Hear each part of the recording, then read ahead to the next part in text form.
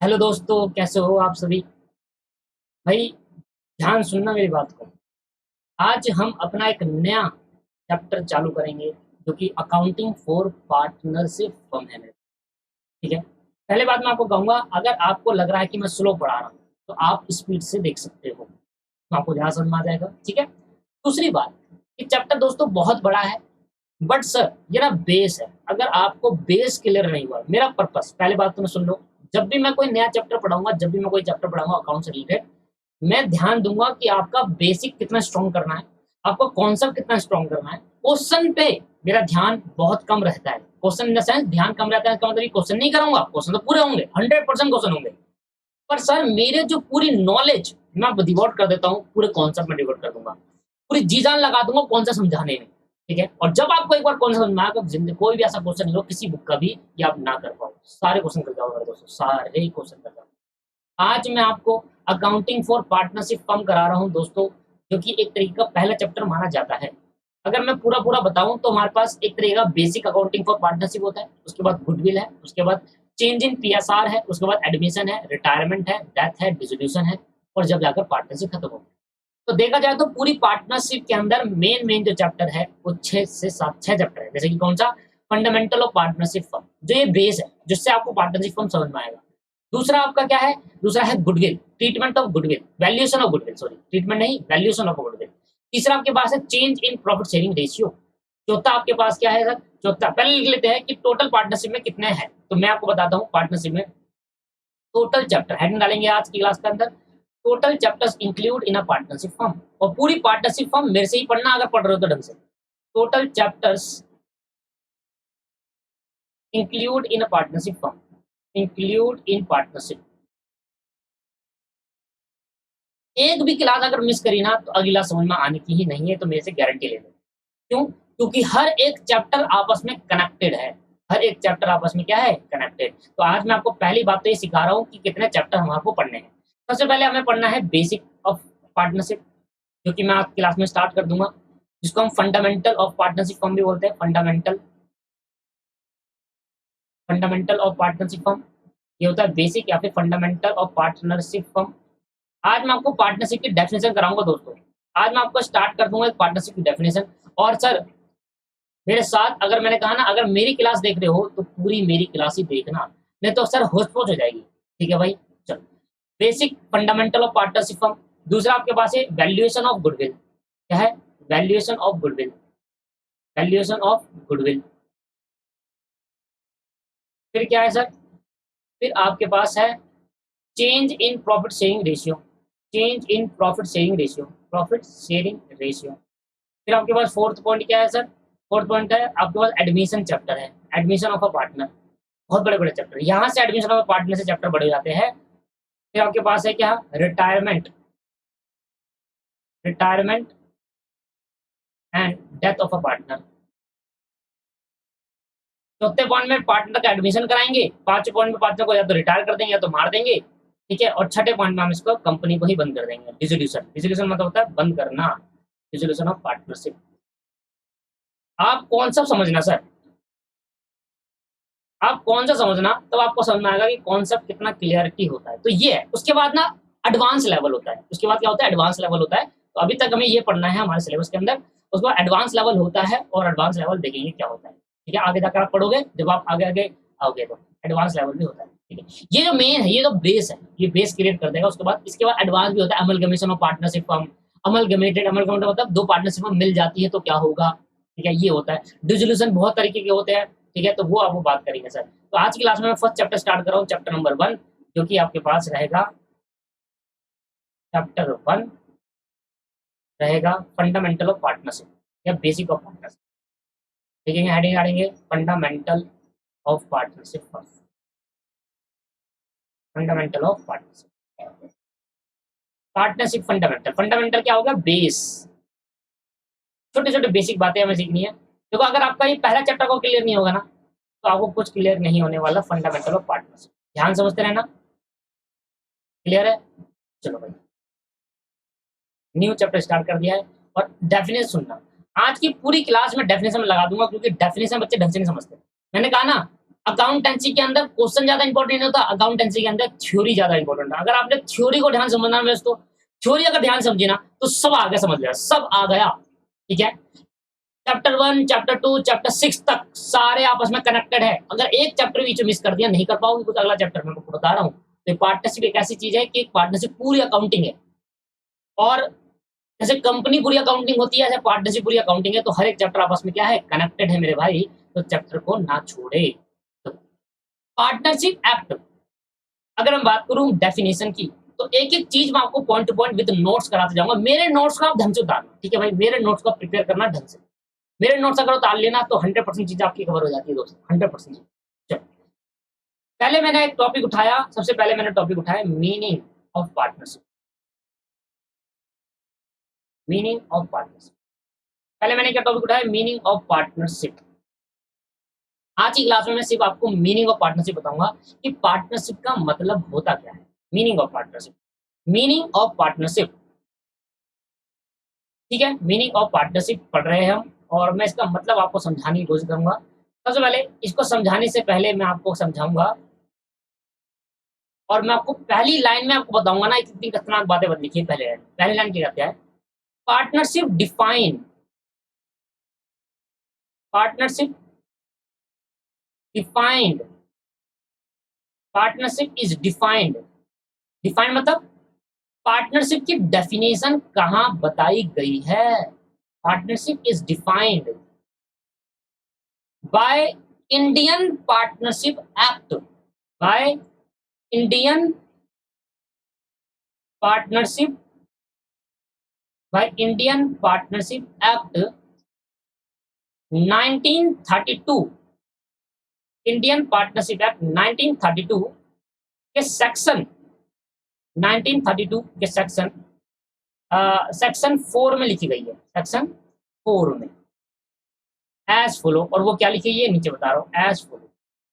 दोस्तों हर एक पर्सन पहली लाइन को मिस करता है। पहली लाइन कहता है छोड़ना क्या पार्टनरशिप एक्ट और क्या सेक्शन 4। तो आपको पहले पता होना चाहिए कि एक एक्ट बनता कैसे है, आपको पता होना चाहिए कि सेक्शंस होते क्या है, तभी तो आगे बढ़ेगा ना। मैं डेफिनेशन तो बता दूंगा, डेफिनेशन तो हर किसी को समझ में आ जाती है। 11वीं क्लास की बिजनेस में भी पार्टनरशिप था, वहां पे भी डेफिनेशन समझाती थी आपको, पर समझने लायक चीज है क्या, इंडियन पार्टनरशिप एक्ट क्या होता है और सेक्शन क्या होते हैं, समझ में आ रहा है आपको। चलो, तो पहले तो मैं डेफिनेशन लिखता हूँ, उसके बाद मैं आपको प्रॉपरली गाइड करता हूँ, प्रॉपरली समझाता हूँ कि क्या होता है। मैंने कहा ना मैं बहुत बेसिक से कराने वाला हूँ, बहुत नॉलेजेबल चीजें मैं आपको देने वाला हूँ। जितनी नॉलेज है ना अंदर भाई सारी निकाल के दे दूंगा आपको मैं, आप गेन कर लो उसमें। ठीक है, देखो क्या डिफाइन करी पार्टनरशिप, ये तो इतनी अच्छी डेफिनेशन है कभी पेपर में नहीं आती। Partnership is the relation between, partnership is the relation between, partnership is the relation between two or more person, two or more person. Partnership is a relation between two or more person who have agreed, who have agreed. Partnership is a relation between two or more person who have agreed to share the profit, who have agreed to share the profit, to share the profit and losses of the business, and losses of the business, to share the profit and losses of the business carried by, carried by, carried comma लगाएंगे, carried by, carried on by all, ऐसे लिखो carried on by all, on by all, or any of them, any of them acting for all, or any of them acting for all। दोस्तों मैं 2015 से पढ़ा रहा हूँ, 2015 से पढ़ा रहा हूँ अकाउंट्स, 2015 से। अब सोच लो कितना एक्सपीरियंस है भाई पढ़ाने का। और आप अगर खुद ही आप सालों को मत देखो, समझने का समझाऊंगा ना तब देखना सर कैसा लगेगा आपको। 2015 से टीचिंग कर रहा हूँ भाई मैं। और any of them acting for all. अब ये आपको बस डेफिनेशन थी पार्टनरशिप। देखो मैं इसको यहाँ लिखता हूँ, कोमे में बंद कर देता हूँ। पार्टनरशिप की डेफिनेशन मैंने कोमे में बंद कर दी क्योंकि डेफिनेशन अब सबसे पहले इतनी बात समझाने के लिए आज तो मैं आपको पता नहीं क्या कहाँ का ले जाऊँगा, आप समझना, मेरे पास बने रहना कृपया करके देखते रहना, ध्यान से मत रहना। इग्नोरेंस मत देना सर, इग्नोरेंस मत देना। सबसे पहले मैं आपको पढ़ाऊँगा ये क्या होता है एक्ट, फिर पढ़ाऊँगा सेक्शंस क्या होते हैं,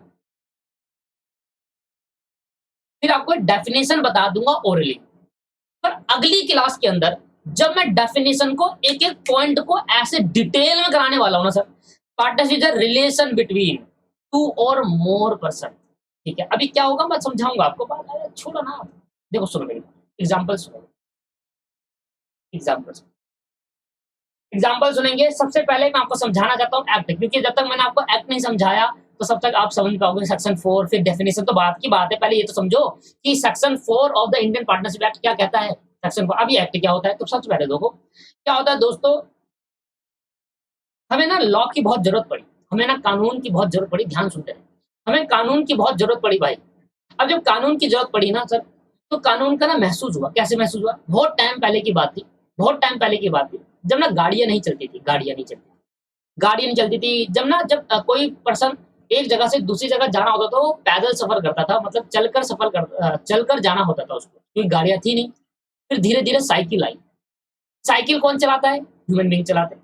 साइकिल का कंट्रोल किसके पास है? ह्यूमन बीइंग का, जब चले जाए जहाँ ले आ सकते हैं। बट जब धीरे-धीरे चीज़ें डेवलप होती चली गई, फिर बाइक्स आई, कार्स आई, बसेस आई, बहुत कुछ आ गया, नई-नई चीज़ आ गई।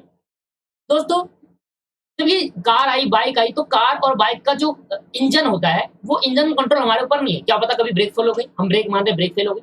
दोस्तों ना क्या हुआ, फिर क्या हुआ, जब चीज़ें पहले कुछ नहीं था, पैदल सफ़र करते थे, एक जगह से दूसरी जगह जाकर क्या करते थे हम, एक जगह से जो दूसरी जगह जाते थे, तो हम ना चलकर सफ़र करते थे।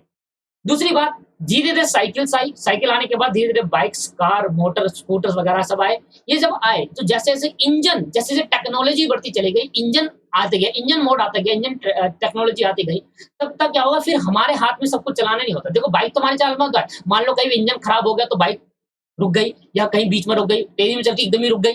समझ में आ रहा है आपको? तो इंजन का भरोसा नहीं है सर। साइकिल में हमारा भरोसा है कि ब्रेक मार लो, अगर नहीं होता उतर कूद जाओ, फेंक दो साइकिल को, तो ये। पर इंजन हमारे हाथ में नहीं होता दोस्तों, समझे आप? तो गौर उस टाइम क्या हुआ, जब टेक्नोलॉजी बढ़ती चली गई ना, एक्सीडेंट्स भी बहुत होने लगे। क्या होने लगे सर? एक्सीडेंट्स भी बहुत होने लगे। जब एक्सीडेंट बहुत होने लगे ना सर, गवर्नमेंट को ज़रूरत महसूस हुई। क्या महसूस हुई? ज़रूरत, कि यार क्यों ना एक ट्रैफिक एक्ट बनाया जाए, जो एक ट्रैफिक रूल को फ़ॉलो करे, और ट्रैफिक एक्ट बनाया जाए, ट्रैफिक का एक रिलेटेड एक कानून बनाया जाए। तो गवर्नमेंट को ज़रूरत महसूस हुई, यार ये तो एक्सीडेंट दिन ब दिन बढ़ते जा रहे हैं, लोग मरते चले आ रहे हैं, ट्रैफिक कोई रूल फ़ॉलो नहीं कर रहा है, कोई एक यहाँ से आ रहा है, दूसरा यहाँ से आ रहा है, तेरी ले, ठोक मारा। कह रहा तेरी तो मैं भी आ रहा हूँ भाई, मैं भी आ रहा हूँ, रट तेरी तूने ठोक दी। कह रहा वो मैं कहाँ हूँ, मैं भी आ रहा हूँ, मैं भी ठोक रहा हूँ। समझा? तो समझे आप दोस्तों कि जैसे-जैसे टेक्नोलॉजी बढ़ती चली गई, नई-नई गाड़ियाँ आने लगी, तो एक्सीडेंट्स भी बढ़ते चले गए, तो गवर्नमेंट को ज़रूरत महसूस हुई। क्या कह रहा हूँ मैं? ज़रूरत महसूस हुई। और जब गवर्नमेंट को ज़रूरत महसूस हुई ना, तब गवर्नमेंट ने कहा क्यों ना कुछ बनाया जाए लॉ, जिससे लोग इस लॉ को फॉलो करें। लॉ मतलब कानून बनाया जाए, कानून फॉलो करें। जिससे क्या होगा, कानून क्या करे, फॉलो करे। और लोग क्या करा जाए, एक क्या हुआ, फिर जब ये जरूरत महसूस हुई गवर्नमेंट को कि एक्सीडेंट बढ़ रहे हैं, तो गवर्नमेंट ने क्या करा, एक बिल बनाया, बिल, एक बुक बनाई, जिसको हमने बोला रूल बुक। क्या बनाई? रूल बुक बनाई। एक क्या बनाई? Rule book. उसके अंदर ना सारी बातें लिख दी कि रेड लाइट पे खड़ा होना है, ग्रीन लाइट पे चलना है, पहले क्रॉसिंग से पहले रुक जाना है। तो इसमें क्या लिखे, सारे कानून लिख दिया, सारा लॉ लिख दिया, और सारा रूल्स लिख दिए, बहुत सारे पॉइंट्स में, पॉइंट्स में 1 2 3 4 5 6 में ऐसे करके रूल्स लिख दिए, और कहा ये रूल्स आपको अब मानने पड़ेंगे। पर ऐसे नहीं मानने पड़ेंगे। पहले क्या होता है दोस्तों, पहले क्या होता है, रूल बुक बनती है। ये रूल बुक कौन बनाता है? ये रूल बुक बनाते हैं बाय द लॉ मेकर, जो कानून बनाने वाले होते हैं, लॉ मेकर बोल रहा हूँ, कानून बनाने वाले होते हैं। जब आप असली में लॉ पढ़ोगे ना कभी, तो वहां पर आपको डिटेल में बताऊंगा कि लॉ असली में बनता कैसे है, लॉ अलग होता है और एक्ट अलग होता है। अभी के लिए हमें क्या करना है, हमें तो अकाउंटेंसी पढ़नी है ना भाई, तो हमें एक तरीके से मैं समझा रहा हूँ। भाई लॉ मेकर ने रूल बुक बनाई, और रूल बुक बनाई और उसमें लिख दिया सारे रूल्स कि ये आज के बाद मानने पड़ेंगे, पर उस टाइम लागू नहीं होगा। लॉ कब बनता है? पहले रूल बुक बनती है दोस्तों। ये रूल बुक क्या होता है? रूल बुक जाती है हाउसेज ऑफ द पार्लियामेंट में। कहा जाती है? Houses of the parliament, houses of the parliament में जाती है। पार्लियामेंट के हाउसेज में जाती है रूल बुक। ठीक है, हाउसेज ऑफ द पार्लियामेंट में जाती है। एक मिनट, हाँ। ये रूल बुक कहाँ जाएगी? Houses of the parliament.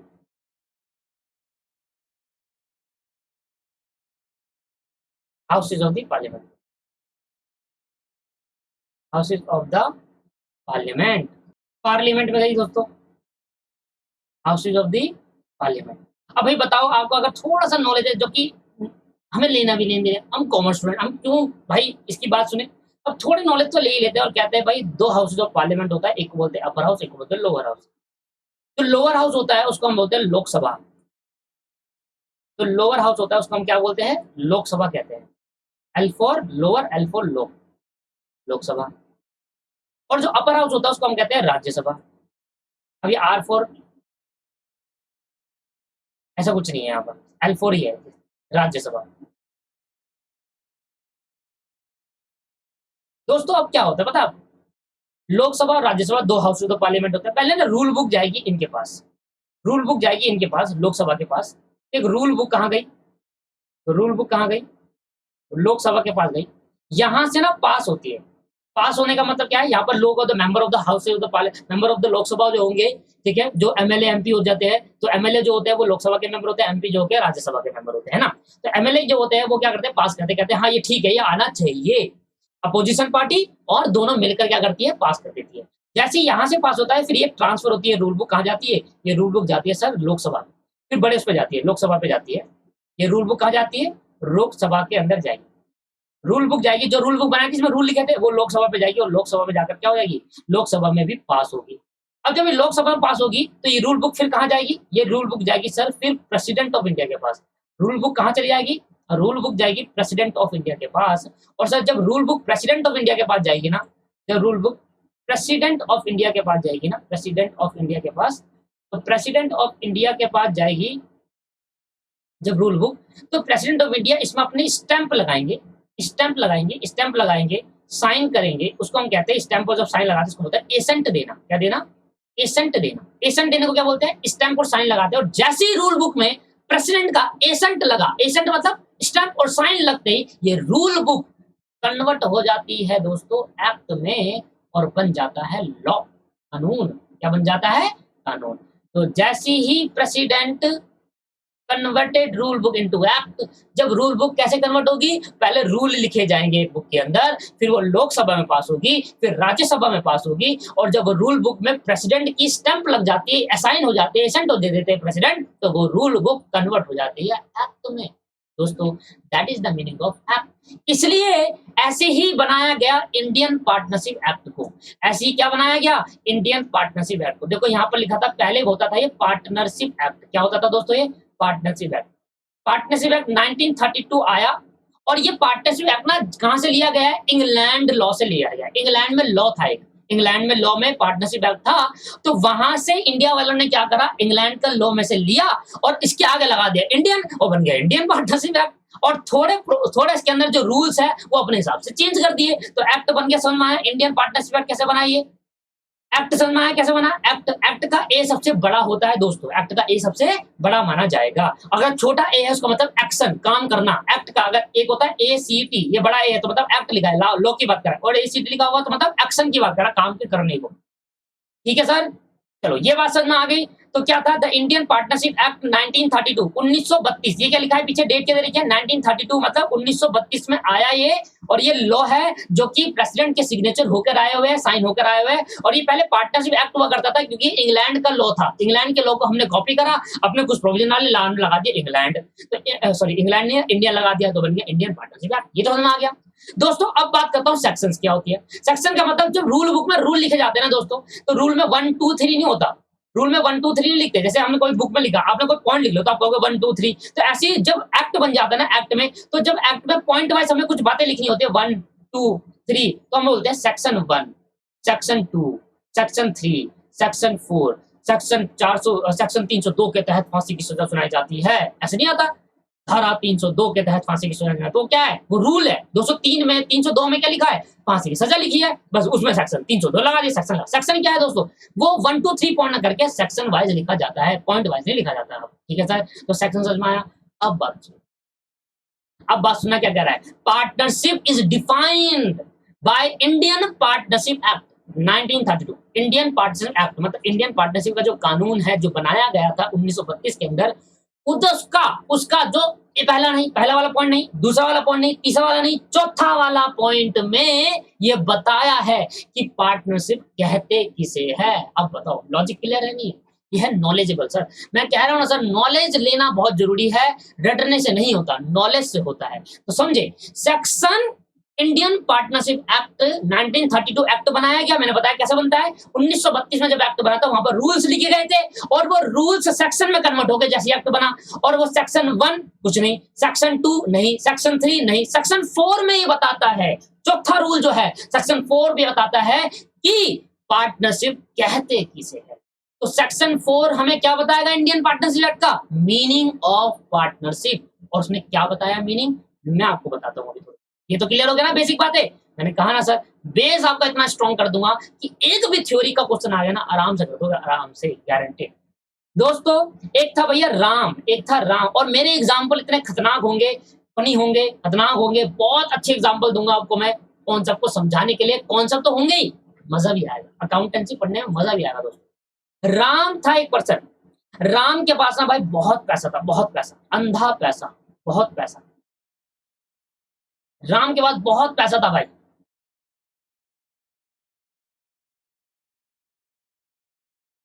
Ram के पास क्या था? बहुत पैसा था। और ने कहा राम को ना एक, ये इलिटरेट था,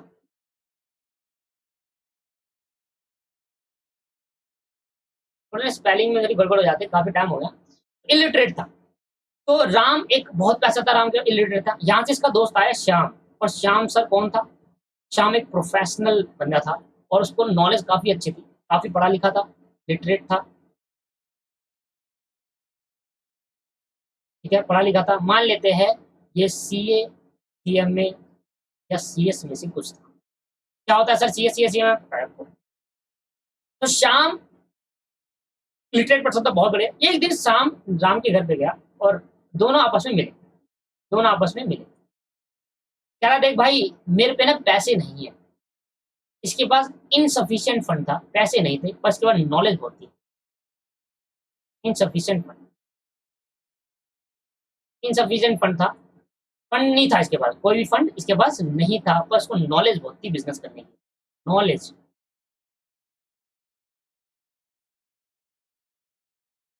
नॉलेज ऑफ बिजनेस, बिजनेस की ना दोस्तों उसको बहुत अच्छी नॉलेज थी कि बिजनेस करना चाहता। पैसे नहीं होंगे तो बिजनेस कैसे करेगा भाई। ये राम के घर पहुंचा, राम से कहा देखो भाई मिलकर मिल लो। और जब ये मिले आपस में, तो राम और श्याम आपस में मिल गए। और राम और श्याम मिलकर क्या बोला इसने?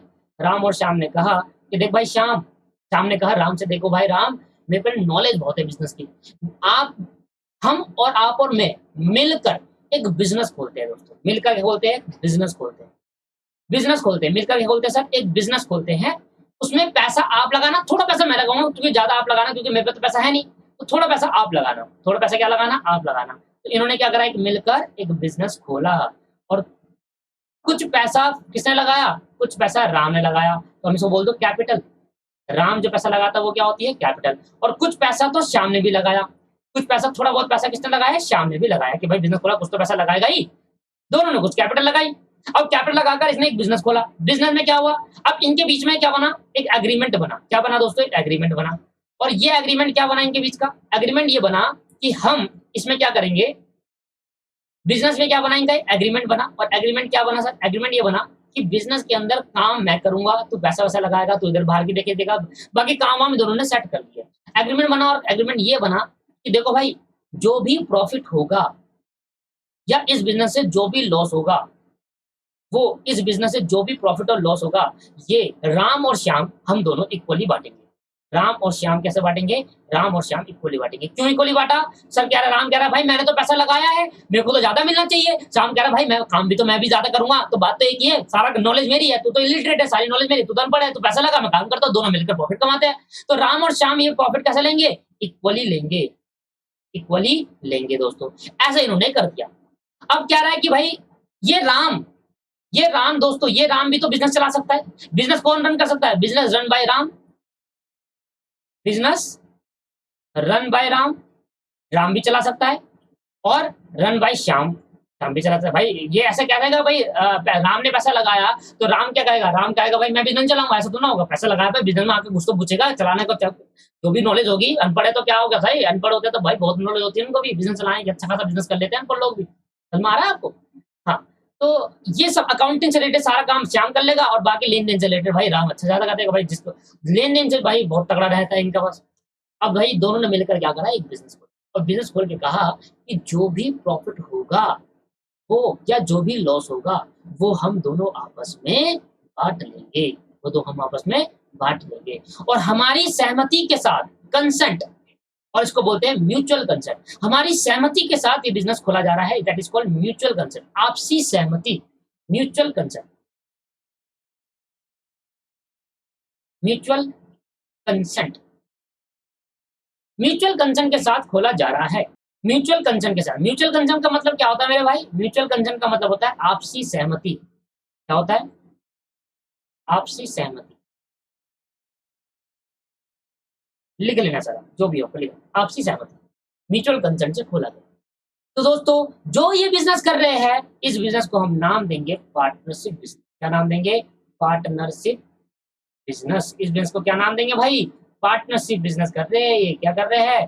पार्टनरशिप बिजनेस कर रहे हैं। पार्टनरशिप बिजनेस कर रहे हैं। कैसा बिजनेस कर रहे हैं? पार्टनरशिप। कैसे पता चला पार्टनरशिप बिजनेस कर रहे हैं? क्योंकि पार्टनरशिप बिजनेस की डेफिनेशन कहाँ लिखी? Definition section 4 of Indian partnership act 1932 में लिखी गई है। और वो कहता है मीनिंग ऑफ पार्टनरशिप। कहता है पार्टनरशिप क्या है? एक रिलेशन है। रिलेशन किसके बीच का? दो या दो से ज्यादा पार्टनर। पार्टनर, आपकी शादी होगी, अकेले शादी कर लोगे या किसी कोई पार्टनर होगा? पार्टनर होगा। तो पार्टनर दो या दो से ज्यादा। अब दो से ज्यादा शादी मत कर लेना भाई। पार्टनर क्या होगा? दो या दो से ज्यादा पर्सन के साथ होती है ऐसा कोई रिलेशन जो दो या दो से ज्यादा पर्सन के साथ होता है। who have agreed, agreed मतलब सहमति, आपस में मिलकर एग्री हुए हैं और एग्रीमेंट बनाया है एक, to share the profit, to share the profit और लॉस ऑफ द बिजनेस। इतना पढ़ो, पर इतना पढ़ो। Partnership is the relation between, किसके बीच का रिलेशन होता है? दो या उससे ज्यादा, क्योंकि एक पर्सन कभी भी पार्टनरशिप बिजनेस नहीं खोल सकता। पार्टनर का मतलब ही यही हो गया, दो person. Partnership is a relation between two or more person. Partnership क्या है? एक रिलेशन है दो या दो से ज्यादा पर्सन का, जो कि एग्री हुए हैं म्यूचुअली। म्यूचुअली कंसेंट मतलब आपसी सहमति के साथ एग्री हुए, और एग्री होने का मतलब क्या है? एग्रीमेंट बनाया है टू शेयर द प्रॉफिट और loss of the business. Business का प्रॉफिट और लॉस शेयर करने के लिए। मैं आंख बंद कर रहा हूं, आप भी आंख बंद कर ले। कहता है section 4 of the Indian partnership act, partnership is a relation between two or more person who have agreed to share the profit और लॉस ऑफ द बिजनेस। मेरे साथ बोलना, एक बार मेरे साथ बोलना। Partnership is the relation between two or more person who have agreed to share the profit और loss of the business, carried on by all. ये इंपॉर्टेंट लाइन है, इसको आप ध्यान समझना। Carried on by all or any of them acting for all. या तो एक बंदा सारे पार्टनर के लिए काम कर ले, या सारे पार्टनर आपस में एक दूसरे के लिए काम कर ले। Carried on by all. On by all का मतलब हर एक पार्टनर काम करे इस बिजनेस में, और एनी ऑफ देम, उस पार्टनर में से कोई एक या दो काम कर ले उस बिजनेस के लिए, सबके लिए। Carried on by all or any of them acting for all का मतलब क्या हुआ? एक पार्टनर, उसमें से मान लो 5 पार्टनर है एक बिजनेस के अंदर, उसमें से 2 पार्टनर सबके लिए काम कर ले, या सारे पार्टनर एक दूसरे के लिए काम कर ले, इसलिए बोला कैरीड ऑन बाय ऑल। पहले तो अपना मतलब समझो, कैरीड ऑन बाय ऑल का मतलब क्या है? कैरीड ऑन बाय ऑल का मतलब है सारे पार्टनर एक दूसरे के साथ काम कर ले, और या फिर any of them acting for all. और एक्टिंग मतलब क्या हुआ? एक पार्टनर या एक से ज्यादा पार्टनर सबके लिए काम कर ले। दोबारा सुनते हैं। Section 4 of Indian partnership act 1932 define partnership. Section 4 Indian partnership act का सेक्शन 4 हमें बताता है पार्टनरशिप कहते किसे है। कहता है पार्टनरशिप एक रिलेशन है दो या दो से ज्यादा पर्सन के लिए, पर्सन का, जो कि एग्री हुए हैं टू शेयर द प्रॉफिट और लॉस ऑफ द बिजनेस। या तो एक बंदा सबके लिए काम कर ले, या तो सारे बंदे एक दूसरे के लिए काम कर ले। अब इंग्लिश में बोले इसको, partnership is the relation between two or more person who have agreed to share the profit of the business, who have agreed to share the profit of the business. who have agreed to share the profit of the business carried on by all or any of them acting for all। आपको लग रहा है मैं रटवा रहा हूँ, रटवा नहीं रहा sir, रटवा नहीं रहा, मैं एक डेफिनेशन याद कराने की कोशिश कर रहा हूँ। इसको रटना नहीं कहते, रटना तो उसे कहते हैं कि मैंने कुछ समझाया नहीं और सीधा पढ़ने लग गए, यानी मैंने आपको समझा दिया बातें, रटवाना नहीं है सर। इसको तो मैं आपको डेफिनेशन याद कराने की सोच रहा हूँ, तो मैं एक बार और बोल रहा हूँ, partnership is a relation between two or more person who have agreed to share the profit of a business और carried on by all or any of them acting for all. ठीक है मेरे दोस्त, तो मैंने कहा वो पर्सन जो बिजनेस कर रहे हैं उस पर्सन को नाम देंगे पार्टनर। क्या बोलेंगे उसको आज के बाद? पार्टनर कहेंगे। और जिसका बिजनेस कर रहे हैं उसको बोलेंगे पार्टनरशिप बिजनेस। तो मैं इसकी डेफिनेशन लिख दूं तो वो पर्सन जो उस पार्टनर बिजनेस में काम कर रहे हैं वो पार्टनर होते हैं, और जो काम कर रहे हैं वो बिजनेस होता है, उसको बोलते हैं पार्टनरशिप बिजनेस। चलो भाई देखना सर, पार्टनर किसे कहते हैं? The person who are the person who enter into the business, enter into a partnership. वो पर्सन जो पार्टनरशिप में एंटर होता है, that person is known as that person is known as partnership, known as, उस person को हम क्या बोलेंगे? पार्टनरशिप कहेंगे। That person known as. मैंने कहा बताओ फर्म क्या होती है? फर्म, फर्म मतलब क्या होता है? देखो यहाँ पर बिजनेस का वर्ड, जब भी कहीं बात लिखा हो ना फर्म, जब भी कहीं वर्ड लिखा हो ना firm is called, it mean partnership business. Firm means partnership business. Firm का मतलब क्या है? Firm means partnership business. Partnership business को हम प्यार से क्या बोलते हैं? फर्म। पार्टनरशिप फर्म भी बोल लो, पार्टनरशिप बिजनेस बोल लो, या फर्म बोल दो। Partner firm means partnership business या पार्टनरशिप बिजनेस। पार्टनरशिप बिजनेस जो करते हैं पार्टनर, उसको हम फर्म बोलते हैं, फर्म बोलते हैं दोस्तों। और एक वर्ड आता है फर्म नेम। फर्म नेम क्या वर्ड आता है दोस्तों? एक वर्ड आता है फर्म नेम।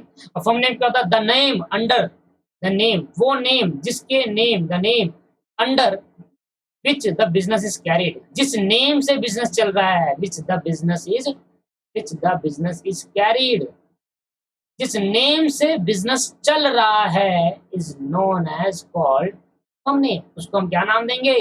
फर्म नेम बोलेंगे। दोस्तों जिस नाम से बिजनेस कर रहे हो, मान लो एबीसी लिमिटेड, मान लो हीरो होंडा, ऐसे करके पहले थी ये पार्टनरशिप फर्म थी, हीरो होंडा, अब हीरो अलग होगी, होंडा अलग हो गई, हीरो होंडा, मारुति सुजुकी, है ना, मारुति अलग होगी, सुजुकी अलग होगी, पर कार में भी चल रहा है मारुति सुजुकी, ये बाइक्स में अलग हो गई बाइक। अब सुजुकी वाली कंपनी क्या कर रही है? सुजुकी बाइक बनाती है, मारुति सुजुकी क्या करती है? मारुति कार बनाती है।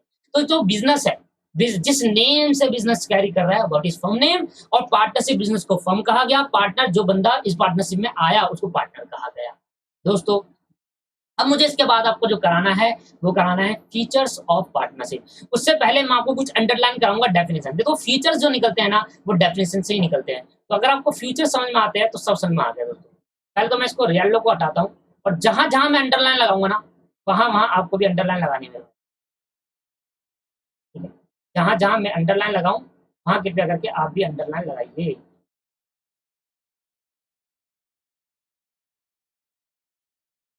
ठीक है, सबसे पहले आप अंडरलाइन लगाना to or more person, two or more person underline लगाएंगे सर। अब two or more person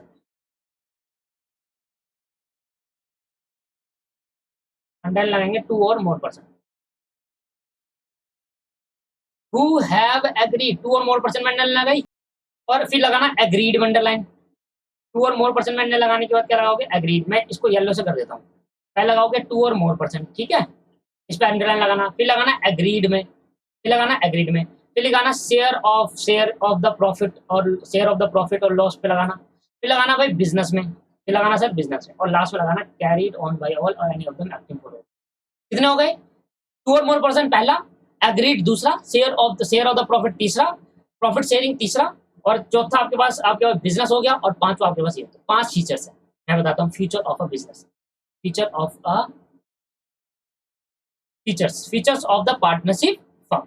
features उसको हम बोलते हैं एसेंशियल एलिमेंट्स या essential features of partnership firm. Essential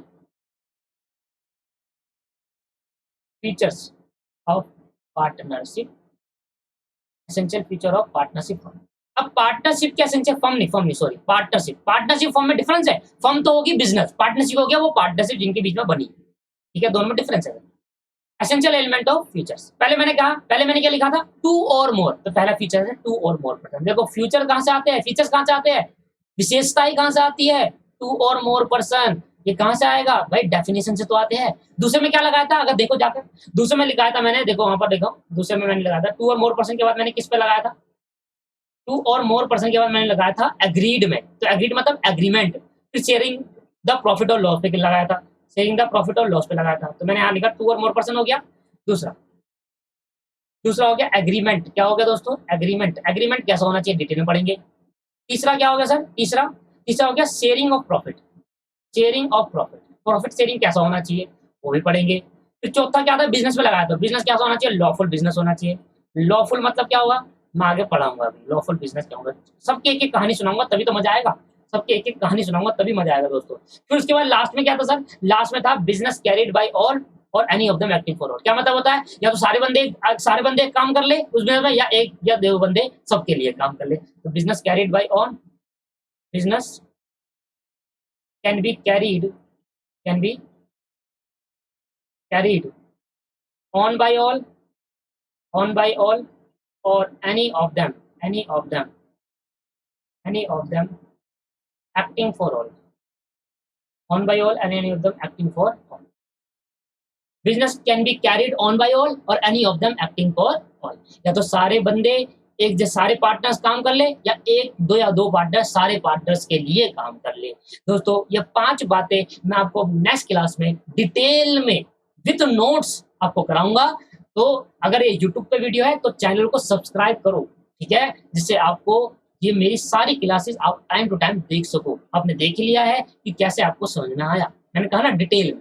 मेरा पर्पस ही ये रहता है कि जब भी मैं अकाउंटेंसी पढ़ाऊँ डिटेल में, अगर ये यूट्यूब पे नहीं है तो अलग बात है सर, यूट्यूब पे वैसे डालूंगा मैं।